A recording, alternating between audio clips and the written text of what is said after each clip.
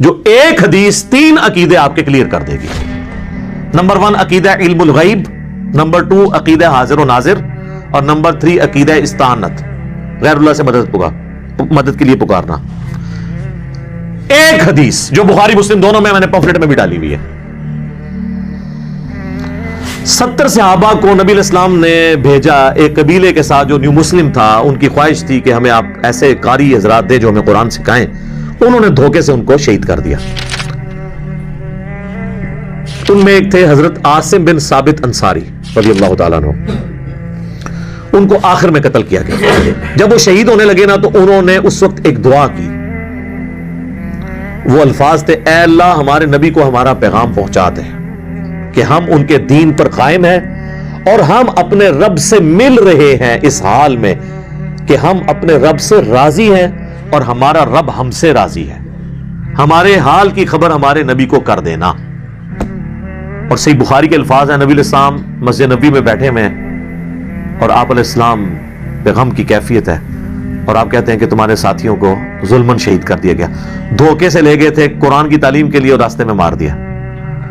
تو اور بخاری مسلم میں آتا ہے نبی علیہ السلام نے کتنے دن تک قنوت نازلہ بھی پڑھی تھی 70 قاریوں کے قتل ہونے کے اوپر. یار اتنی محنت سے 70 بندے تیار کیے. یہ اس زمانے کی بات ہے جب چند گنتی کے لوگ تھے جو حضور کے ساتھ تھے، تو اس میں 70 تو بہت بڑا فگر تھا. تو تمہارے بھائیوں نے، مجھے جبرائیل نے خبر دی ہے کہ تمہارے بھائیوں نے مرتے مرتے یہ دعا کی ہے کہ اے اللہ ہمارے نبی کو ہمارے حال کی خبر کر دینا. ہم اپنے رب سے مل رہے ہیں اس حال میں کہ ان کے دین پر قائم ہے تاکہ ہمارے نبی کو تسلی رہے کہ ہم نے آخری وقت تک حضور کا دین نہیں چھوڑا. اتنی بڑی آزمائش میں ایک ایک بندہ ہماری آنکھوں کے سامنے قتل ہوا ہے اور آخر میں مر رہا ہوں اور میں بھی اپنی جان دے رہا ہوں، لیکن حضور کے دین نہیں ہم نے چھوڑا. ہمارے نبی کو ہمارا یہ پیغام پہنچا دینا اور اس حال میں کہ ہم اپنے رب سے راضی ہیں اس تکلیف میں بھی اور ہمارا رب ہم سے راضی. وہی یا ایتھا النفس المطمئنہ ارجعی الی ربک راضیۃ مرضیہ فادخلی فی عبادی وادخلی جنتی. تو نبی علیہ السلام فرماتے ہیں کہ جبرائیل میرے پاس آیا، انہوں نے مجھے یہ خبر دی ہے. سر اس حدیث سے یہ پتہ چل گیا کہ نبی علیہ السلام جب دنیا میں بھی موجود تھے اس وقت بھی صحابہ ڈائریکٹ رسول اللہ کو مدد کے لیے پکارتے نہیں تھے، بلکہ کہا اے اللہ ہمارے نبی کو ہمارا پیغام پہنچا دینا.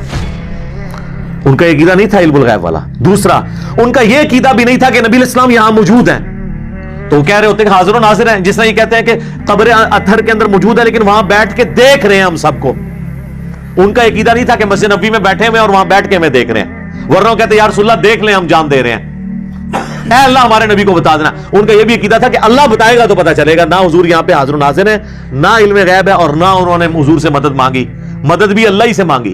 اور آپ دیکھیں انہوں نے یہ بھی نہیں کہا کہ اے جبرائیل ہمارے نبی کو خبر دے دینا. جبرائیل کو بھی مدد کے لیے نہیں پکارا. لہٰذا ہم یہ کہتے ہیں یہ جو نعت ہے نا، فرشتوں یہ پیغام دے دو کہ خادم تمہارا صحیح دار ہے، یہ بھی شرکی الفاظ ہے. فرشتوں کو آپ کوئی پیغام نہیں دے سکتے. وہ ٹھیک ہے سنن نسائی میں حدیث ہے کہ زمین میں کچھ فرشتے سیاحت کرتے ہیں، میرے امتیوں کا سلام مجھ تک پہنچاتے ہیں، جو ہم پڑھتے ہیں السلام علیکہ ایھا النبی نماز میں. لیکن ان کی ڈیوٹی اللہ نے لگائی ہے. آپ نے فرشتوں کو نہیں پکارنا. یہ اسی طریقے سے ہے کہ اے میکائیل بارش برسا دے کہ گرمی کا موسم قریب آ رہا ہے. یہ وہی ہے، ایک کہانی شریف ہی ہے. ٹھیک ہے، تو نہ جبرائیل کو پکار سکتے ہیں نہ میکائیل کو پکار سکتے ہیں.